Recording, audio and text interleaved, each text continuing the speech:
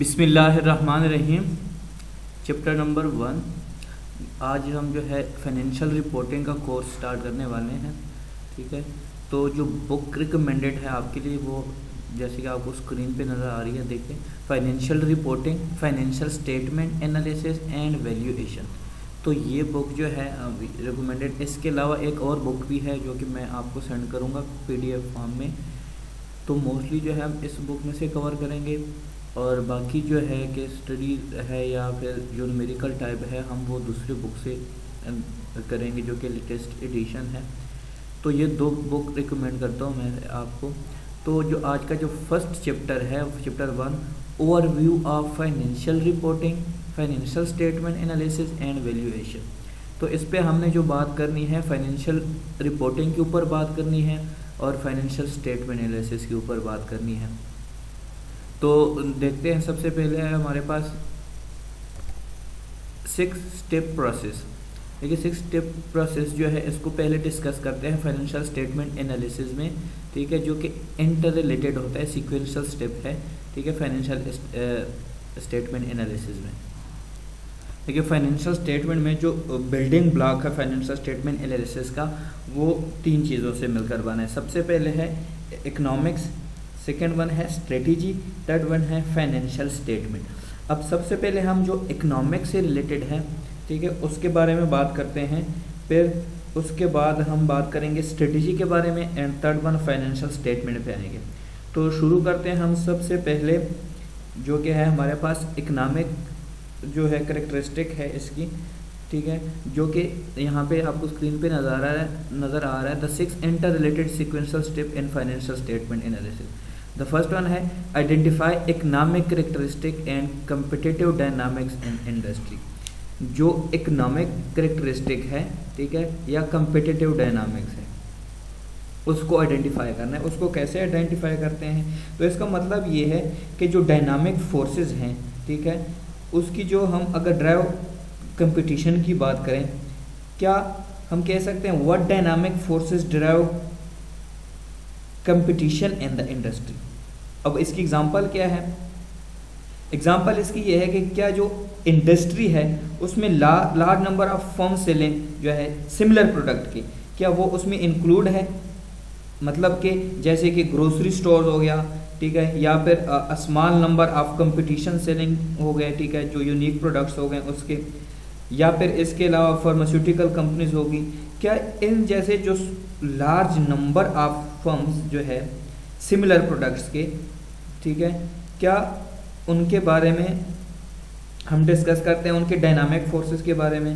ठीक है, second one क्या है, क्या इसको साथ लेके चलते हैं, does technological change play an important role in maintaining a competitive advantage.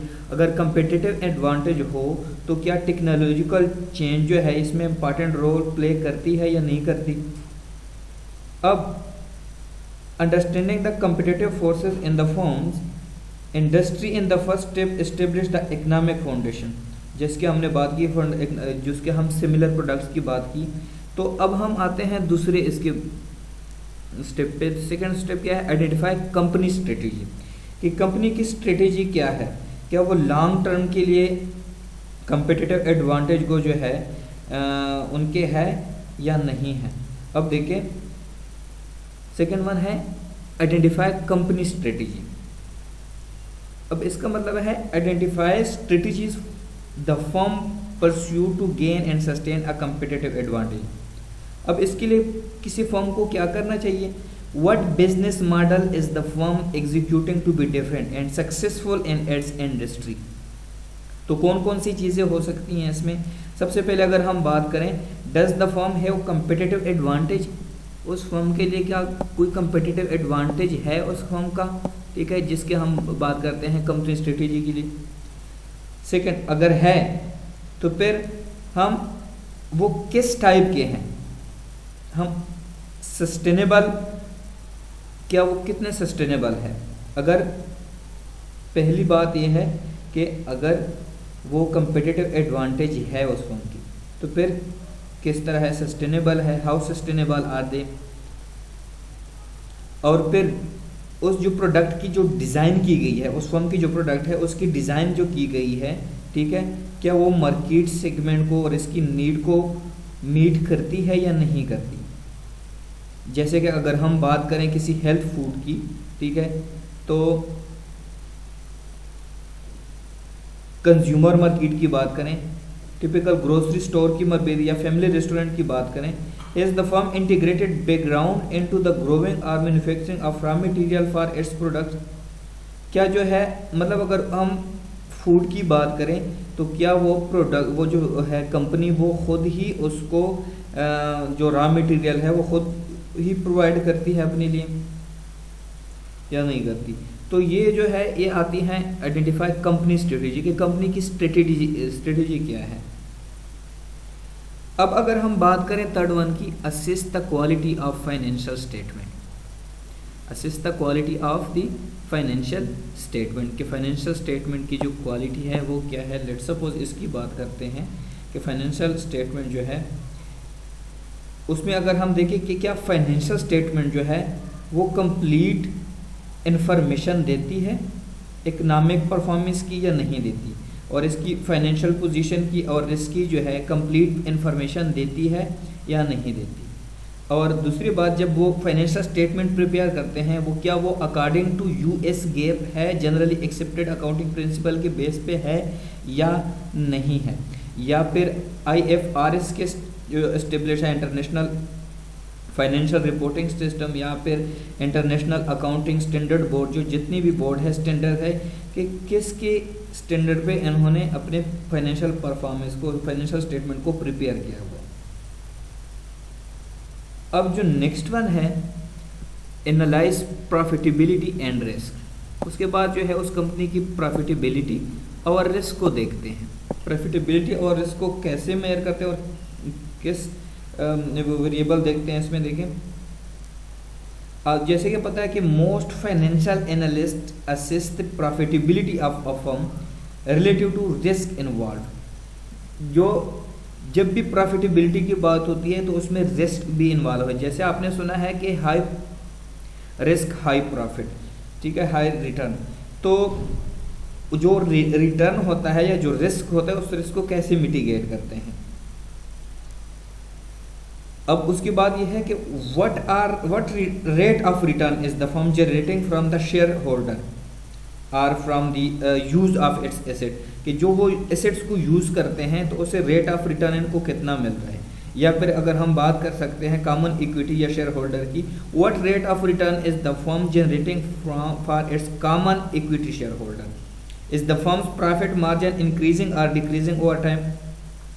Time के साथ साथ जो है अगर प्रॉफिटेबिलिटी और रिस्क की बात करें तो क्या टाइम के साथ साथ जो प्रॉफिट मार्जिन है वो इंक्रीज होता है या डिक्रीज होता है,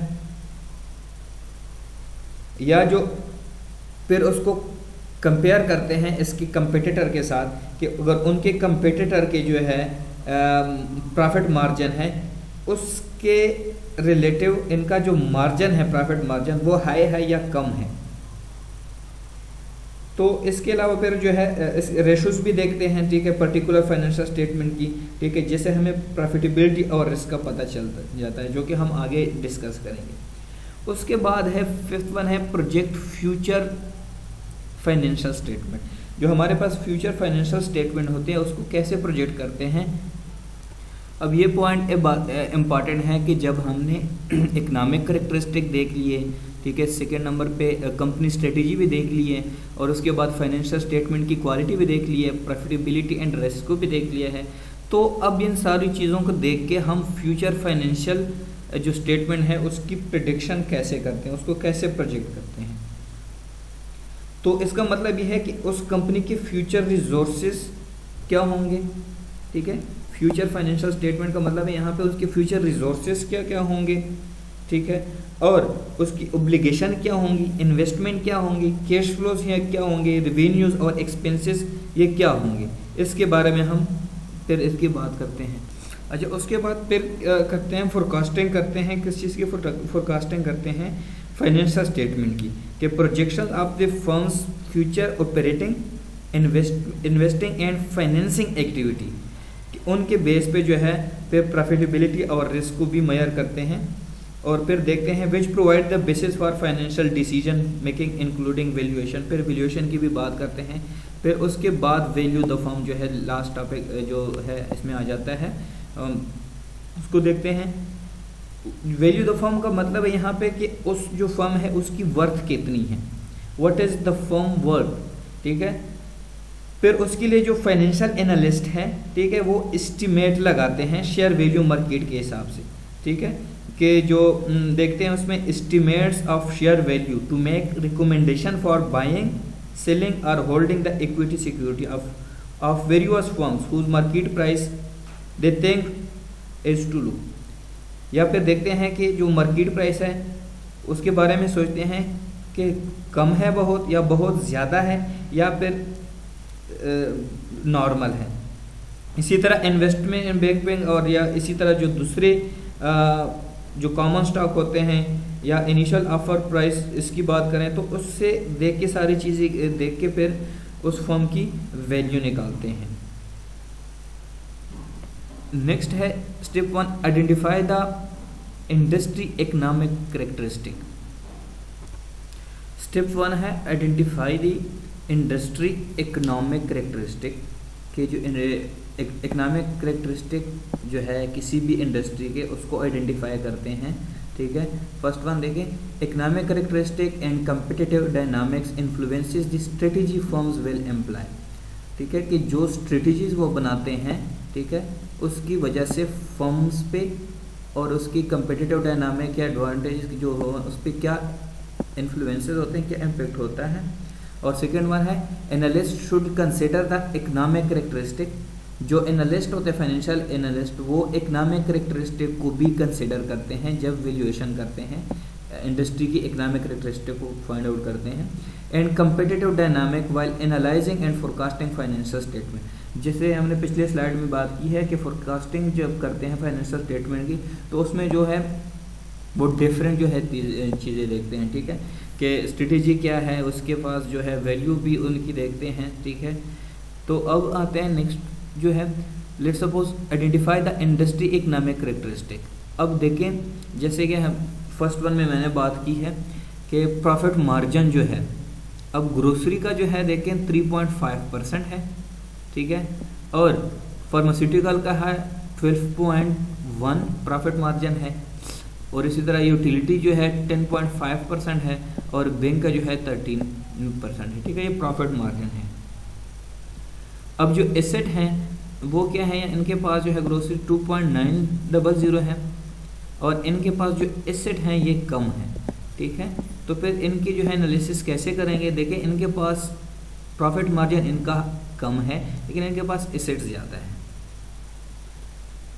अब देखिए ROA अगर देखें तो इसमें है 10.15% है, ठीक है, और इनका फिर इसके हिसाब से कम है, देखिए 8.2% है, 5.20 एंड 1.20 है, और इसके अलावा LTD और TA देखें तो 29.8%।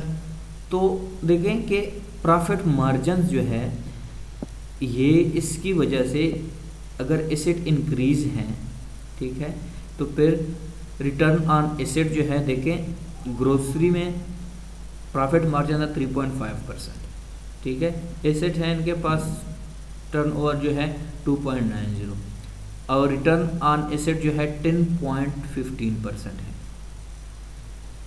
तो इनका रिटर्न ज़्यादा है as compare to pharmaceutical, utility, bank और बाकी के हिसाब से अगर देखें तो इनका जो रिटर्न है बाकियों से ज़्यादा है। तो अब देखते हैं हम tools for studying industry economics.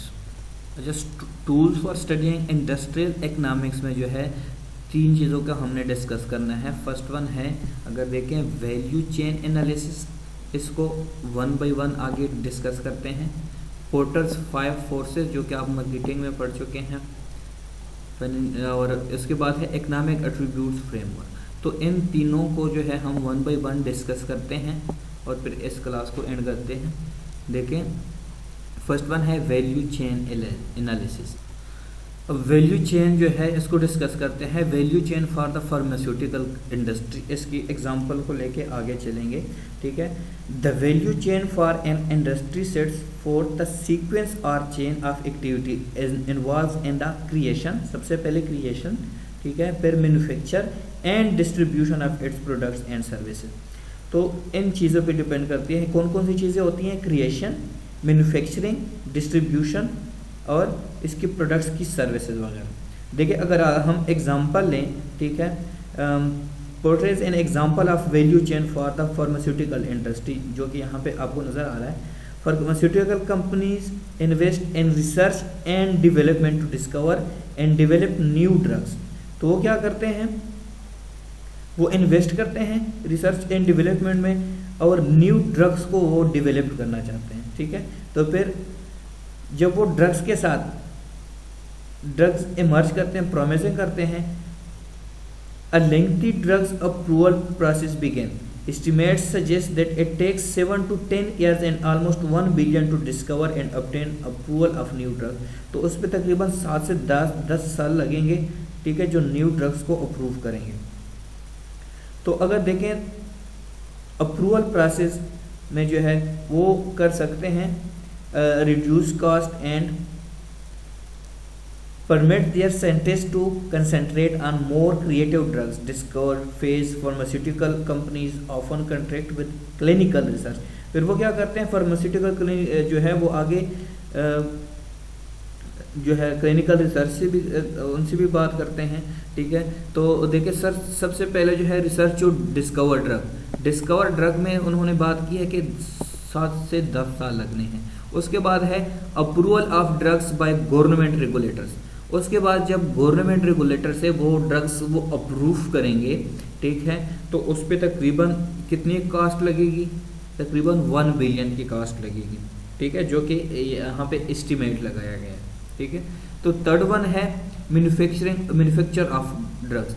तो उसके बाद जो ड्रग्स को मैन्युफैक्चर करेंगे उसमें जो है वेरियस केमिकल्स और अदर एलिमेंट्स भी होंगे, ठीक है, जो कि देखिए एलिमेंट्स मुख्तलिफ किस्म के केमिकल्स वगैरह इसमें यूज़ होंगे, ठीक है।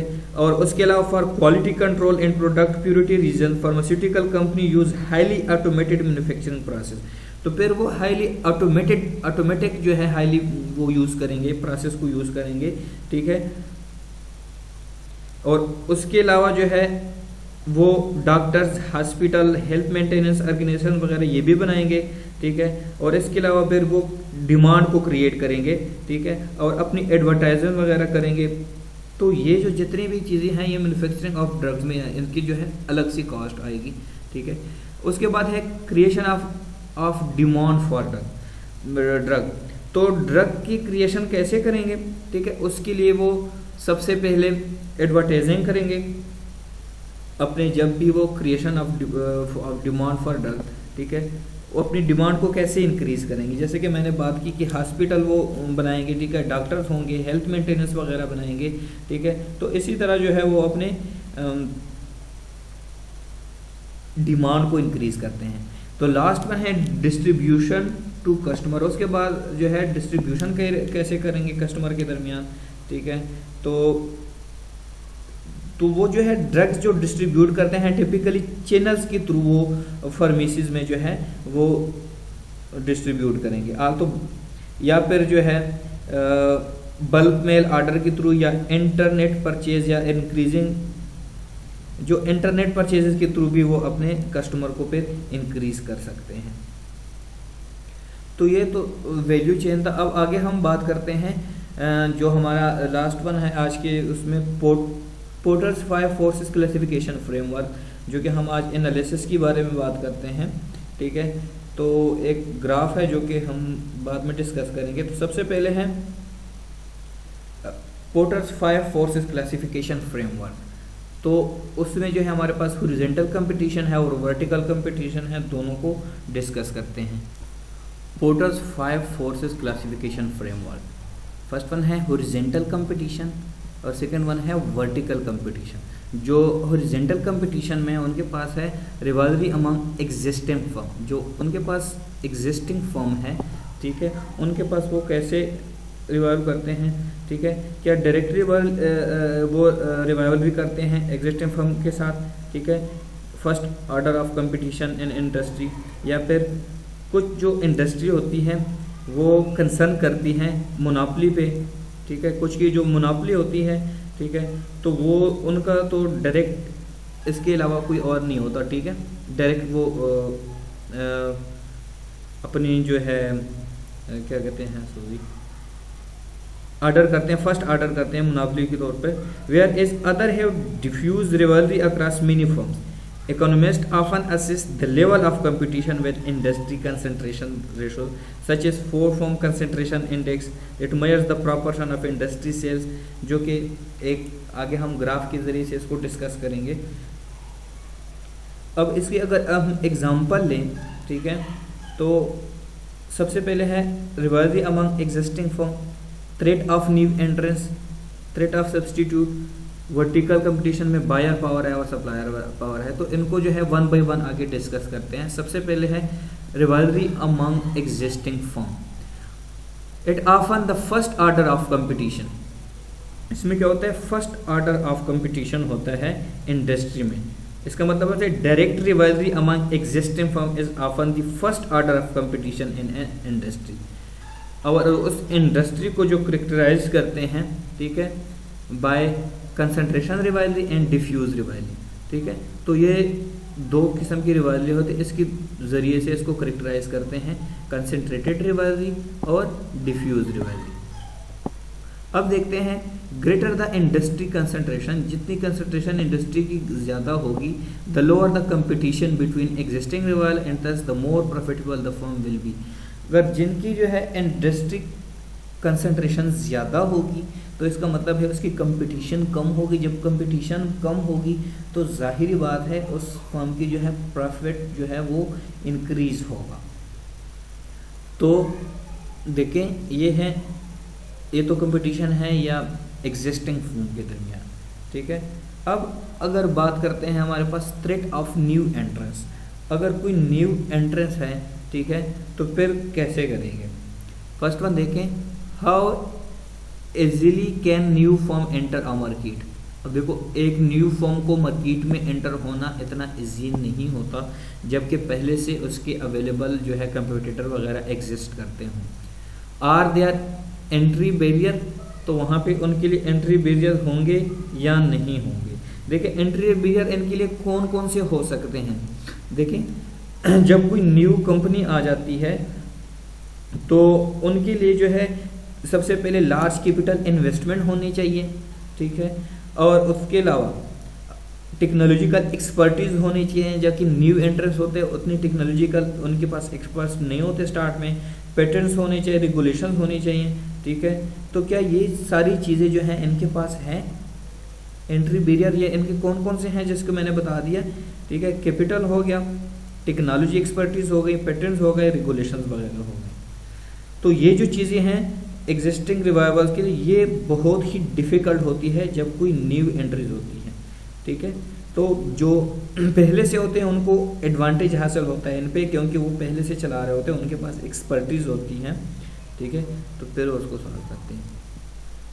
थर्ड वन है, do the existing rivals have distinct competitive advantage making it difficult for other firm to enter and compete. अब जो एग्जिस्टिंग रिवाइवल है जो पहले से मार्केट में मौजूद हैं तो उनके पास तो एक्सपर्टीज़ होती हैं, ठीक है, और वो किसी न्यू कंपनी को एंटर करने में बहुत ही मुश्किलात उनको पेश आती रहती हैं। अब देखें अगर उनको जो है ये सारी चीज़ें इनके पास हैं, if so firms in the industry will likely generate higher profit than if new entrants can enter the market easily, ठीक है। अगर इनके पास एक्सपर्टीज़ हैं, सब कुछ है, ठीक है, अगर जब न्यू एंट्रेंस आ जाता है तो उससे वो जो है एग्जिस्टिंग कंपनी ज़्यादा प्रॉफिट कमा सकती है, क्योंकि उनके पास वो डिपेंड करता है टोटली उनकी स्ट्रेटेजी पे। नेक्स्ट वन है threat of substitutes. Threat of substitute देखें, how easily can customer switch to substitute products or services. कि कितने इजीली से जो है जो कस्टमर है वो अपने सब्सटीट्यूट जो प्रोडक्ट को वो कैसे स्विच आउट कर सकते हैं, ठीक है। अब देखें how likely are they to switch, कितना इनके लिए इजी होता है कि वो स्विच कर सकें। With close substitute competition increases and profitability decreases.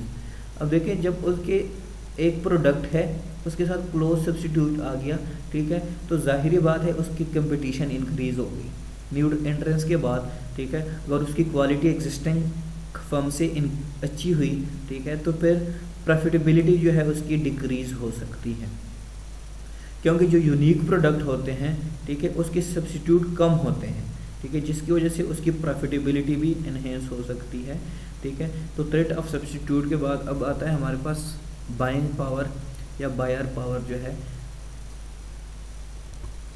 First one है buyer power relates to the relative number, ठीक है, इसको डिस्कस करते हैं बायर रिलेटिव नंबर्स को of buyer and seller in the industry and the leverage buyer have with respect to price. अच्छा, इसका मतलब ये हुआ are the buyers price takers or price setters, ठीक है। जो बायर्स होते हैं वो तो अपने लिए प्राइस सेट नहीं करते।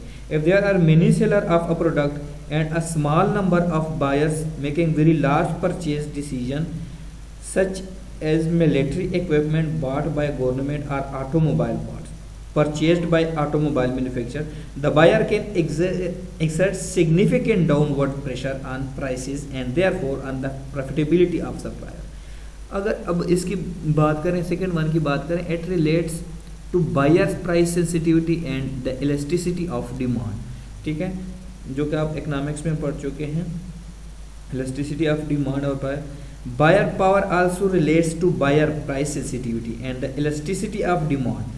How sensitive are consumer to product prices, तो मतलब उसकी जो है प्रोडक्ट प्राइसेस को कैसे जो है वो सेंसिटिव कर सकते हैं। If products are similar to those offered by competitors, अगर दोनों कंपटीटर के जो है प्रोडक्ट सेम है, सेम प्रोडक्ट है, तो फिर कौन से वाले लोवेस्ट प्राइस को जो है वो ऑफर करेंगे और कौन से को जो है बायर, जो क्योंकि जो बायर होते हैं उनके पास पावर होता है, ठीक है, जो कंज्यूमर होते हैं वो लेस सेंसिटिव होते हैं जो प्राइस ऑफ प्रोडक्ट्स के बारे में, ठीक है। सच जैसे कि मैंने बात की ऑटोमोबाइल्स की, ठीक है, और इंडिविजुअल कंज्यूमर जो हैं वो कलेक्टिवली जो है डिसीजन लेते हैं जब कोई ज़्यादा वो बाय करते हैं। तो इसके बाद हम आगे बात करते हैं सप्लायर पावर की। सप्लायर की पावर क्या है? A similar set of factor with respect to leverage in negotiating price applies on the input side as well। अब यहाँ पे देखें negotiation input जो है उसकी भी बात होती है। If industry has a large number of potential buyer, अगर किसी के इंडस्ट्री के जो है बायर्स जो हैं वो ज़्यादा हैं of input that are produced by relatively few supplier, the supplier will have greater power in setting prices and generating profit। तो जो prices होंगी उसकी greater power होंगे उनके पास और वो अपने prices को अपने ही ज़रिए से फिक्स कर सकते हैं और ज़्यादा प्रॉफिट कमा सकते हैं, ठीक है, अगर सप्लायर पावर हो। लेकिन अगर बायर पावर में हमने बात की है कि बायर पावर में तो वो बायर जो है वो चूज़ करते हैं और वो अपनी प्रॉफिट को या जो है जो सेलर होते हैं वो उस तरह नहीं रख सकते, मार्जिन इंक्रीज नहीं कर सकते। लेकिन अगर सप्लायर पावर हो तो फिर वो प्रॉफिट को जनरेट कर सकते हैं। अब उसके बाद है economic attributes framework, demand, supply, manufacturing, marketing, investing and financing. देखें तो डिमांड में सबसे पहले डिमांड की अगर बात करें तो उसमें क्या है, are customer highly price sensitive as in the case of automobiles, are they relatively insensitive in the case of soft drink, ठीक है। जैसे कि हमने ऊपर ऑटोमोबाइल और सॉफ्ट ड्रिंक की बात की है, ठीक है, तो डिमांड जो है वो हाईली जो है प्राइस सेंसिटिव होती है। और दूसरी बात यह है कि डिमांड जो है क्या वो ग्रोइंग रिपीटली ग्रो करती है, ठीक है। अगर इसी तरह हम सप्लाई की बात करें, सेकेंड वन जो है सप्लाई की बात करें तो उसमें देखें are many supplier offering similar products, are a few supplier offering unique products. तो सप्लाई पे भी डिपेंड होता है कि सिमिलर प्रोडक्ट सारे जो है सप्लाई करते हैं या यूनिक प्रोडक्ट जो है वो सप्लाई करते हैं। और अगर जो सप्लायर होते हैं जब उनकी न्यू एंट्री होती है तो क्या उनके लिए बैरियर होते हैं, ठीक है, या फिर नहीं होते। इसके अलावा मैन्युफैक्चरिंग जो है वो कैपिटल इंटेंसिव होते हैं, ठीक है, तो उनका प्रोसेस जो होता है वो उनके पास जो है पावर होती है जनरेशन की, मैन्युफैक्चर के पास, जैसे कि लेबर इंटेंसिव हो गए उनके पास, एडवर्टाइजिंग वगैरह, इन्वेस्टमेंट बैंकिंग वगैरह, ऑडिटिंग वगैरह, प्रोफेशनल सर्विसेज उनके पास होती हैं।